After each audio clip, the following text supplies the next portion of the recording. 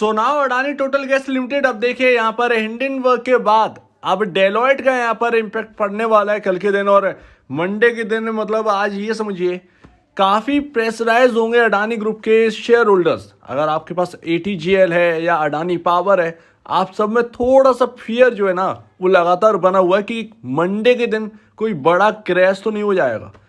Crash अगर हुआ भी तो क्या चीज़ें बदल जाएंगी ये भी हमें देखना है। इसके साथ साथ मंडे के दिन दो चीज़ें होने वाली हैं। पहला, आपका डेलॉयट का रिजाइन जो है ना उसका इम्पैक्ट पड़ने वाला है। हाँ, ये मैं आपको जरूर बता दूं कि अडानी ग्रुप ने कमेंट किया है कि कन्विंसिंग नहीं है उनका रीजन डेलॉयट का छोड़ने का कंपनी को, तो वो कन्विंसिंग नहीं है। दूसरी बात, यहाँ पर अपॉइंट कर दिए गए हैं नए ऑडिटर MSKA एंड एसोसिएट्स। ये APSEZ यानी Adani port special economic zone के नए ऑडिटर होंगे। तो यहाँ पर ऑडिटर की नियुक्ति भी हो चुकी है, एग्जिट भी हो चुका है। हाल फिलहाल में अभी तक जब से ये न्यूज़ आई तब तक है यहाँ पर एक कंफर्मेशन नहीं था कि डेलॉयट छोड़ेगा। ये कंफर्मेशन नहीं था, कंफर्मेशन हो चुका है। दूसरा यहाँ पर आप ध्यान रखिएगा, कल है 14 अगस्त और हिंडनबर्ग के ऊपर सेबी को यहाँ पर प्रोब करना था।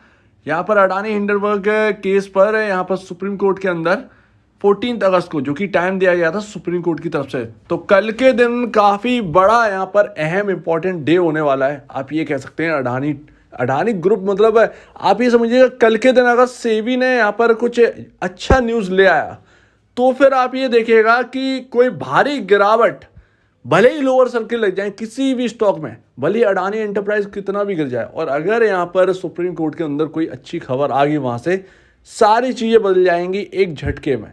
तो आप इस पर भी फोकस जरूर करिएगा कि कल सेबी बोलती क्या है सुप्रीम कोर्ट पर और सुप्रीम कोर्ट के अंदर, और वो बहुत मायने रखेगा क्योंकि हमें तो पता है कि अभी इम्पैक्ट जो है वो डेलॉयट का है। अब उसको संभालने के लिए ये इम्पैक्ट आपका यहाँ पर देखने को पड़ता है। तो देखें क्या बोलते हैं, ये बहुत इंपॉर्टेंट रहने वाला है। और अभी देखिए अडानी टोटल गैस के अंदर मैंने हमेशा आपसे कहा है, अडानी ग्रुप की कोई भी स्टॉक हो आपको लेवल वाइज चलना है। आपको फंडामेंटल यहाँ पर समझ में नहीं आ रहे।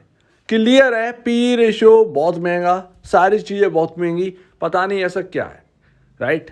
तो उसकी वजह से मैंने आपसे सीधे कहा था कि आप सिर्फ और सिर्फ चार्ट पर फोकस करिए।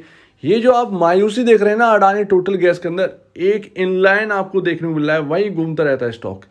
ये आप चार्ट से बिल्कुल बखूबी पहचान सकते हैं। चलिए उसको समझते हैं बाद में, लेकिन अभी देखिए 71,377 करोड़ की कंपनी है। जहां पर हमने बात करी थी वहीं पर आज अभी भी वो वहीं पर है, लेकिन PE रेशियो आपका बहुत चेंज हो चुका है। आपके Q1 के नंबर आए, Q1 के नंबर से लग रहा था कि जो 70-80 का PE रेशियो था, सिर्फ 70 और 80 के आसपास का PE रेशियो था अडानी टोटल गैस के अंदर, जहां तक मुझे ध्यान है बिल्कुल परफेक्टली, वो आप देखिए कि 127.94 का PE रेशियो हो गया। यानी कि और ज़्यादा PE रेशियो बढ़ गया है क्योंकि Q1 के नंबर्स ने कुछ ज़्यादा चेंज किया ही नहीं स्टॉक के अंदर, तो फंडामेंटल कुछ चेंज हुआ ही नहीं। तो फिर यहाँ पर आपको वही देखने को मिलेगा और PE रेशियो और ज़्यादा हो चुका है, सो दैट यहाँ पर और महंगापन हो चुका है। यानी कि अडानी टोटल गैस अपने पीयर कंपैरिजन बहुत महंगा है, ये यहाँ पर आपको देखने को मिलता है। और आप देखिए अडानी टोटल गैस का जो PE रेशियो है 2023 जून के हिसाब से, सभी 2023 जून के हिसाब से, ये इनके कॉम्पिटिटर है। MGL सबसे बड़ा कॉम्पिटिटर है महाराष्ट्र के अंदर आपका, और 127.94 का PE रेशियो है अडानी टोटल गैस का। महानगर गैस लिमिटेड, जब हमने बात करी थी, कंपैरिजन किया था, ये तब भी PE रेशियो 10 का ही था। गुजरात स्टेट पेट्रोनेट का 10 का PE ratio, Gujarat gas limited का 23 का PE रेशियो। अडानी ग्रुप का जो टोटल गैस का जो एक PE रेशियो है वो इतना ज़्यादा है कि इन तीनों कंपनी का अगर आप PE रेशियो मिला देंगे फिर भी 45 के एबव नहीं निकलेगा, 45 के PE रेशियो के एबव नहीं निकलेगा। अकेला 127.94 का PE रेशियो होल्ड करता है। सो इतना महंगा है। अब लोग स्टडी करते हैं फंडामेंटल, ठीक है ना। फंडामेंटल स्टडी जब आप करते हैं तो आपको हर चीज़ पढ़ाई जाती है, या आप खुद भी पढ़ते हैं, रिसर्च करते हैं, थोड़ा सा टाइम देते हैं, हर चीज़ आप डिटेल में समझते हैं। आपको अभी तक समझ में आ गया होगा कि यहाँ पर जो PE रेशियो है बिल्कुल रिटेल इन्वेस्टर के फेवर में नहीं है।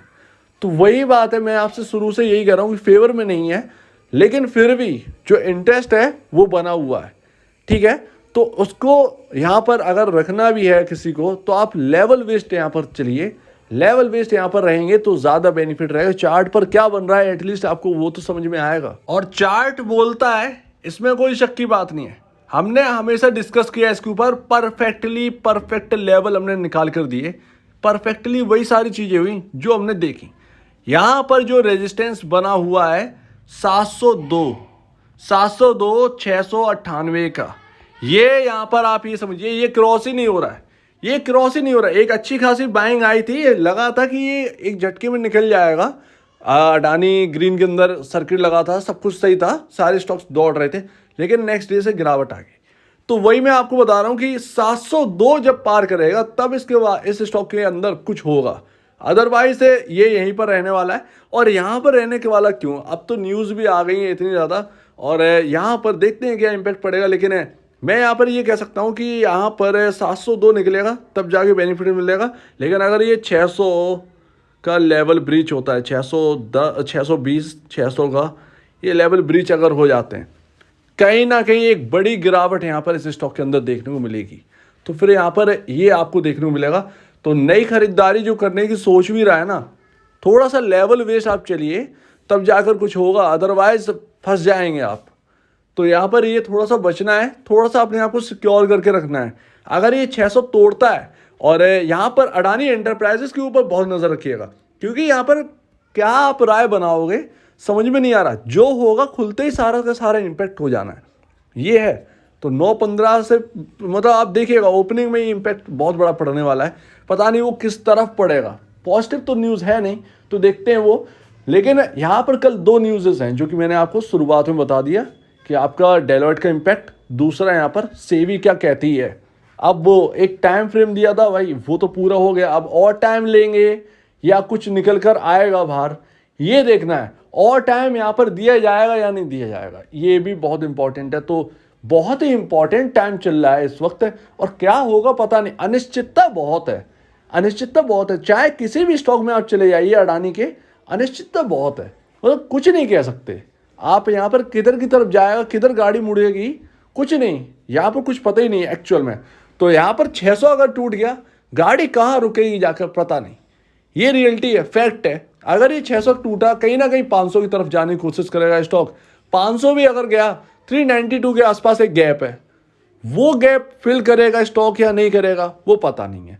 तो वो पता नहीं यहाँ पर क्या होने वाला है। लेकिन स्टॉक चल भी नहीं रहे हैं, शॉर्ट सेलिंग भी बंद है स्टॉक्स के अंदर, और अगर गिरावट आएगी तो वो इंटरनल गिरावट होगी, एक्सटर्नल गिरावट नहीं होगी, ये चीज़ ध्यान रखिएगा। तो मेरा मानना यही है कि थोड़ा सा लेवल बेस चलिए, थोड़ा सा अपने आप को प्रोटेक्ट करने की कोशिश करिए।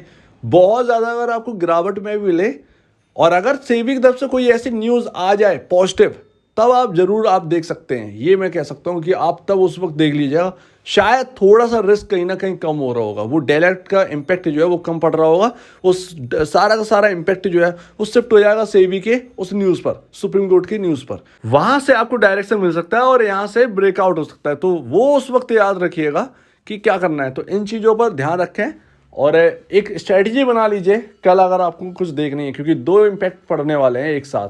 और अगर सेबी की तरफ से कुछ नेगेटिव न्यूज़ आएगी तो फिर भूल जाइए कि मतलब पता नहीं क्या रिकवरी होगी या नहीं होगी, कुछ कहना बहुत ज़्यादा मुश्किल है।